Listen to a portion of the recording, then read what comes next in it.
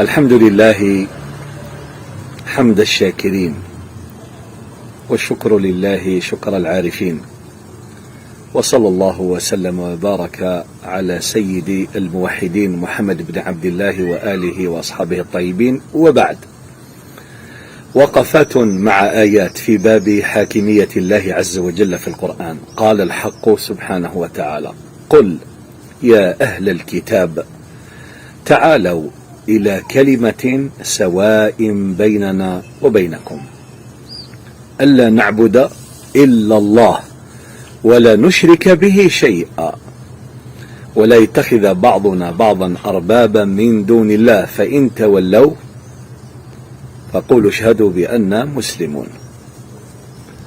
قل يا أهل الكتاب تعالوا إلى كلمة سواء بيننا وبينكم، هي كلمة التوحيد، لا إله إلا الله، ألا نعبد إلا الله، أن نكفر بالجبت والطاغوت، الآلهة الباطلة، الأرباب المزيفة، الصلبان، الأوثان، القبة بالقبور، الأشجار والأحجار، هذا كله نكفر به ولا نعترف به.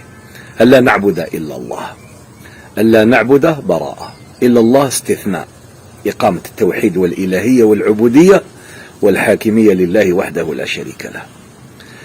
ولا يتخذ بعضنا بعضا أربابا من دون الله، ألا نعبد إلا الله ولا نشرك به شيئا.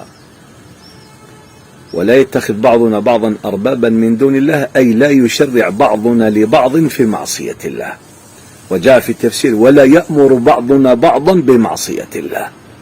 فكيف بالأمر بالردة والشرك والكفر والإلحاد والليبرالية والخروج من الإسلام والتمرد على شريعة الله والنكوص من الإيمان والإخلال بالتوحيد وارتكاب نواقض الإسلام وإلى غير ذلك من المبطلات الهادمات الماسحات الناسفات للإيمان من أصله. ولا نشرك به شيئا، لا في الحكم، لا في العقيدة، لا في الولاء، لا في البراء، لا في الربوبية، لا في العبودية، لا في الإلهية. ولا يتخذ بعضنا بعضا أربابا من دون الله، كما قال تعالى: اتخذوا أحبارهم ورهبانهم أربابا من دون الله والمسيح ابن مريم.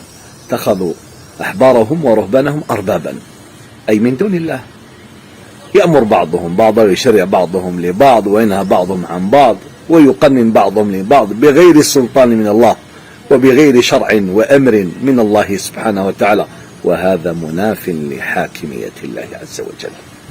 فإن تولوا، إن أعرضوا، إن رفضوا، إن أدبروا، إن نكصوا، إن تولوا فقولوا اشهدوا بأننا مسلمون، نحن موحدون، نقيم التوحيد، لا نشرك بالله شيئا، لا يشرع بعضنا لبعض من دون تشريع الله عز وجل وسلطان الحكم والأمر والنهي والشريعة، ونشهدكم أننا مسلمون مستسلمون لله بالتوحيد ومنقادون له بالطاعة واتباع السنة على ما جاء على ألسنة الرسول. نصرنا الله وإياكم بالتوحيد